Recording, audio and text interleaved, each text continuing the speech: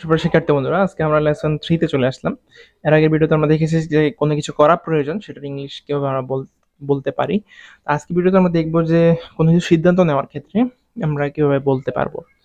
যেমন I decided two, আমি কোনো কিছু সিদ্ধান্ত নিলাম, বা এখানে আমরা যেই ওয়ার্ডটা শিখতে যাচ্ছি, যেই লাইনগুলো সেখানে হচ্ছে সিদ্ধান্ত নিলাম, এরকম শব্দগুলো যখন আমরা বলতে হবে, বা এরকম সেন্টেন্স সিদ্ধান্ত নিলাম নিয়ে যে সেন্টেন্সগুলো আমাদের বলতে হয় সেগুলোর আমরা ইংলিশ শেখার চেষ্টা করব। এটা বলার ক্ষেত্রে আমাদের ইংলিশ যেই ফর্মটি রয়েছে সেটা হচ্ছে ডিসাইডেড টু এর সাথে ভার্ব যুক্ত হবে। এখানে ভার্বটা হবে P1, যেটাকে আমরা প্রেজেন্ট ভার্ব বলি, ভার্বের প্রেজেন্ট ফর্ম বলি। তো এখানে আমরা দেখতে পাচ্ছি যে আমি সাঁতরানোর জন্য যাওয়ার সিদ্ধান্ত নিলাম, যে আমি সাঁতার কেটে ওই পাড়ে যাওয়ার সিদ্ধান্ত নিলাম। এটার ইংলিশ কি হবে? I decided to go swimming. আমি সাঁতরানোর জন্য যাওয়ার সিদ্ধান্ত নিলাম। এখানে সিদ্ধান্ত নেওয়া হচ্ছে ডিসাইডেড টু। আমি যেটা একটু আগে বলেছিলাম যে সিদ্ধান্ত নিলামের ক্ষেত্রে আমরা যেই ইংলিশ ওয়ার্ডটি ব্যবহার করবো সেটা হচ্ছে ডিসাইডেড টু, এবং যাওয়ার ইংলিশটা হচ্ছে গো, সুইমিং এর বাংলা হচ্ছে সাঁতরানো। নতুন নতুন যেই ওয়ার্ডগুলো তোমরা শিখতে পারবে এই লেসনে, সেই ওয়ার্ডগুলোকে তোমরা চাইলে খাতায় তুলে সেগুলো আমাদের তালুদের একাডেমি যে গ্রুপটি রয়েছে সেখানে আপলোড করে দিতে পারো ছবি আকারে। এছাড়াও এখান থেকে যেই সেন্টেন্সগুলো শিখছো, এর থেকে শিখে নতুন কোনো সেন্টেন্স যদি তোমরা তৈরি করতে পারো, সেগুলো তোমরা খাতায় লিখে ছবি আকারে আপলোড করতে পারো আমাদের তালুদের একাডেমি গ্রুপের লিঙ্ক ভিডিও ডেসক্রিপশন বক্সে দেওয়া থাকবে, বা ফেসবুকে গিয়ে সার্চ দিলেও পেয়ে যাবে। আর প্রত্যেকটা লেসনের শেষে কিন্তু পরীক্ষার অবস্থা আছে, তোমরা পরীক্ষা দিতে পারবে।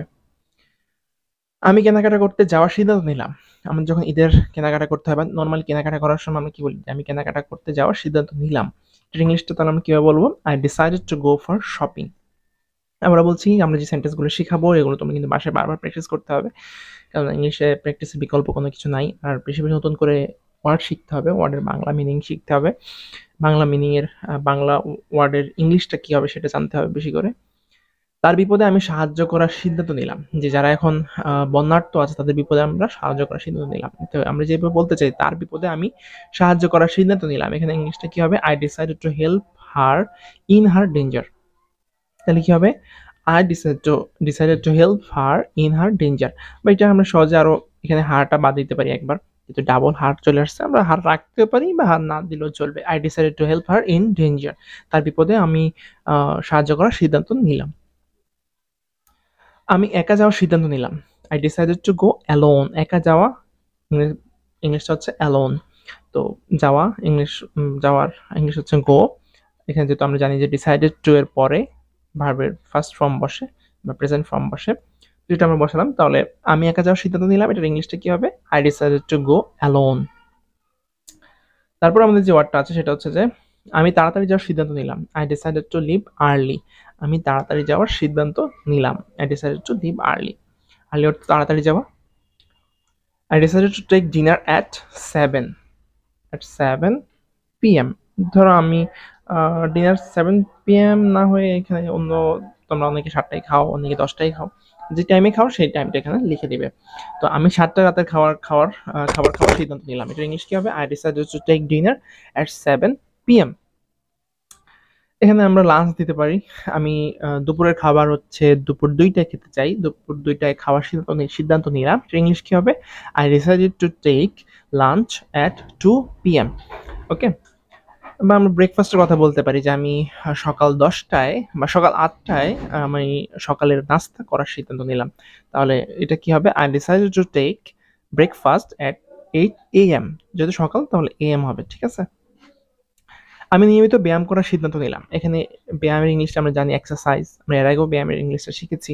রেগুলারলি মানে নিয়মিত, টেক মানে সিদ্ধান্ত, টেক আমরা জানি যে আমরা কোনো কিছু যখন গ্রহণ করি সেটাকে আমরা ইংলিশে বলি টেক।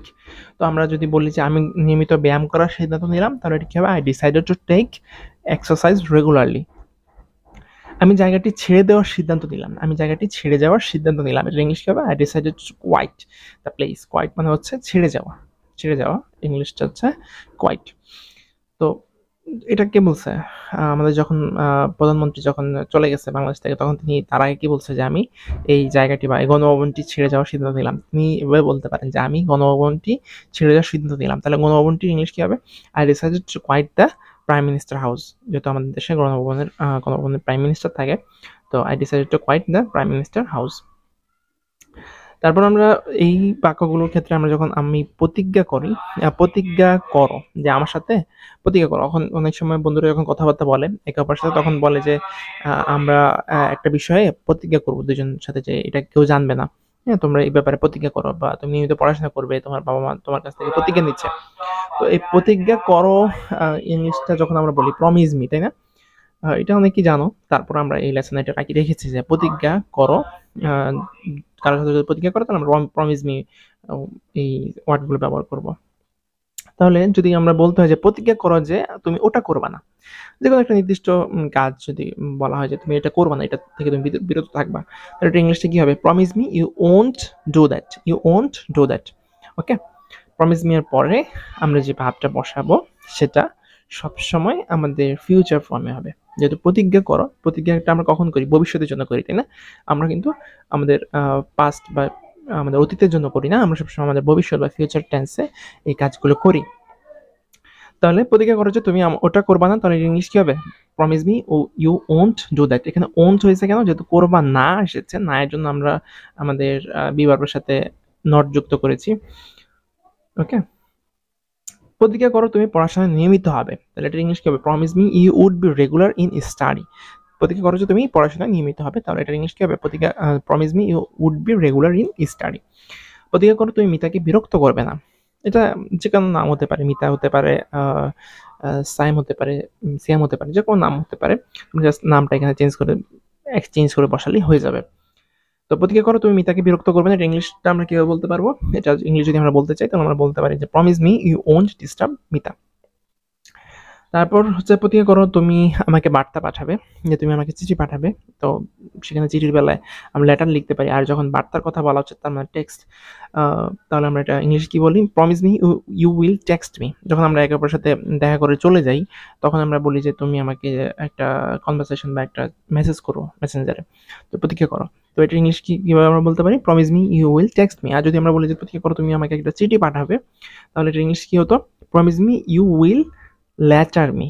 ইউ উইল টেক্সটের জায়গায় লেটারটা হইতো। ওকে, প্রতিজ্ঞা করো তুমি কখনো আমাকে ছেড়ে যাবে না, এটা ইংলিশটা আমরা কি বলতে পারি? Promise me you will never leave me. Promise me you will never leave me, এটা যখন আমি ইংলিশে বলতে যাবো। এন্ড দেন এইভাবে আমরা আরো বেশ কিছু প্র্যাকটিস রেখেছি, যে promise me you will help Rabi.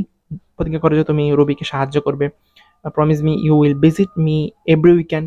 প্রতিজ্ঞা করো তুমি আমার সাথে প্রতি সপ্তাহের শেষে দেখা করবে। Promise me you will respect elders. প্রতিজ্ঞা করো তুমি তোমার বয়োজ্যেষ্ঠদের সম্মান করবে। রেসপেক্ট মানে হচ্ছে সম্মান। Promise me you will obey your parents. Obey অর্থ হচ্ছে মেনে চলা। আমি আবার বলছি, অবে অর্থ হচ্ছে মেনে চলা। নতুন নতুন যে ওয়ার্ডগুলো তোমরা শিখছো সেগুলো কিন্তু চাইলে ছবি তুলে আগে তোমরা খাতায় লিখবে, যে ওয়ার্ডটা বাংলা ওয়ার্ডটা লিখে সেটা ইংলিশটা কি সেটা লিখে তোমরা কিন্তু তালুকদার একাডেমি যে গ্রুপটি রয়েছে সেখানে আপলোড করে দিতে পারো। আমরা সেখানে তোমাদের পোস্টগুলো অ্যাপ্রুভ করে দেবো। Promise me you will obey your parents. এবং তোমরা যতগুলো ওয়ার্ড লিখবে, অন্য বন্ধুরা কি ওয়ার্ড শিখেছে, তোমরা যদি গ্রুপে থাকো তোমরা কি নতুন করে ওয়ার্ডগুলো শিখতে পারবে সেখান থেকে। Promise me you will obey your parents. প্রতিজ্ঞা করো যে তুমি তোমার বাবা মায়ের কথা মেনে চলবে। ওকে, এটা হচ্ছে এখানকার। পরবর্তী লেসনে আমরা ইট ওয়াজ আই হু, এখানে আই হু দ্বারা যে সেন্টেন্সগুলো আমরা ব্যবহার করি আমাদের ডে টু ডে লাইফে, সেগুলো আমরা পরবর্তী লেসন 4 এ আমরা শিখবো। আশা করি সেক্ষেত্রে বন্ধুরা ভিডিওগুলো বেশি বেশি বন্ধুরা শেয়ার করে দিবে, যাতে তোমার বন্ধুরা দেখে উপকৃত হতে পারে। প্রত্যেকটি স্পোকেন ইংলিশ ক্লাসের পর তোমাদের জন্য একটি করে কুইজের ব্যবস্থা করে রাখা হয়েছে। সেই কুইজটি দেওয়ার জন্য ভিডিও ডেসক্রিপশন বক্সে লিঙ্ক দেওয়া থাকবে আমাদের ওয়েবসাইটে। সেই ওয়েবসাইটে গেলে তোমরা কুইজের লিঙ্কটি পেয়ে যাবে। তো এখানে তোমরা চাইলে মোবাইল থেকেও সেটা সরাসরি করতে পারো। তোমাদের ক্রোম ব্রাউজারে গিয়ে সার্চ করবে talukdaracademy.blogspot.com। আবার ওয়েবসাইটের নাম বলে দিচ্ছি, talukdaracademy.blogspot.com। অথবা তোমরা চাইলে ভিডিও ডেসক্রিপশন বক্সেও এই লিঙ্কটি দেওয়া থাকবে, সেখান থেকে তোমরা ব্রাউজ করে আমাদের এই পেজে চলে আসবে। এখানে দেখো আমাদের কুইজগুলো আছে। এখন আপাতত 2টা কুইজ আপলোড করা আছে। পার্ট বাই পার্ট তোমরা যতগুলো যেই লেসনে থাকবে সেই লেসনের কুইজ কিন্তু আপডেট হয়ে যাবে। তো আমরা যদি লেসন 1 এর কুইজটি দেখতে চাই, লেসন 1 এ ধরো তোমরা যদি এখানে লেসন 1 এ ক্লিক করো, তো এখানে নিচে সিরিয়ালি সবগুলো লেসনই থাকবে। তো তোমরা যেই পার্টটি শেষ করবে সেই লেসনটি শেষ করার পর সেই লেসনে একটা কুইজ দিয়ে দিবে। আমাদের এখানে নাম্বারিং দেখতে পাবে। এখানে এখন লেসন 1 এর যে কুইজটি সেটা এখানে দেখানো হচ্ছে। এখানে 5টি কোশ্চেন দেওয়া আছে, এখানে প্রশ্ন করা হয়েছে what is the correct Bengali translation of I am trying to clean my house. যেটি হবে সেটির একটি অ্যান্সার, ধরো এটি হচ্ছে সঠিক অ্যান্সার, এটা লিখে নেক্সটে ক্লিক করবে। তারপরে তুমি যদি ভুল অ্যান্সার দাও, ধরো তুমি এখানে ভুল একটা অ্যান্সার সিলেক্ট করলে, তাহলে দেখাবে যেটা লাল তার মানে ভুল, সবুজ মানে সঠিক, নিচেও সেটি শো করবে।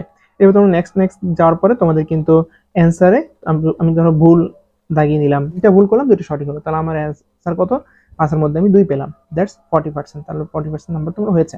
এবার যতগুলো তোমাদের লেসন হবে সবগুলো লেসনেরই তোমরা লেসন শেষে ভিডিও ডেসক্রিপশন বক্সে গিয়ে অথবা আমাদের তালুকদার একাডেমি যেই ওয়েবসাইটটি রয়েছে talukdaracademy.blogspot.com, এই ওয়েবসাইট থেকে তোমরা সরাসরি পরীক্ষা দিতে পারবে। অনলাইনে কেনাকাটা করতে পছন্দ করো, দারাজের একটি গ্রুপ আমাদের খোলা হয়েছে, তোমরা চাইলে এই গ্রুপে যুক্ত হতে পারো। গ্রুপের লিংক ভিডিও ডেসক্রিপশন বক্সে দেওয়া থাকবে। তো দারাজের এই যে টেলিগ্রাম গ্রুপটি, দুটি গ্রুপ রয়েছে, একটা টেলিগ্রাম একটি হোয়াটসঅ্যাপ, যেকোনো একটা যুক্ত হয়ে দিলে পারো। এখানে তোমরা দারাজের কখন কোন অফারটি দেয়, কখন কোন অফারে তোমরা ভালো সুযোগ নিতে পারো। যেমন এখানে একটা দেখতে পাচ্ছ, এখানে একটি দোলনা রয়েছে, এটি 1150 টাকা দাম, কিন্তু তোমরা চাইলে 225 টাকা কিনতে পারো। সেটি কিভাবে কিনতে পারবে, কখন এই অফারটি থাকবে, কতজন এই অফারটি নিতে পারবে, সেসব বিস্তারিত এই গ্রুপে বলা আছে। তোমরা চাইলে এই গ্রুপে যুক্ত হতে পারো।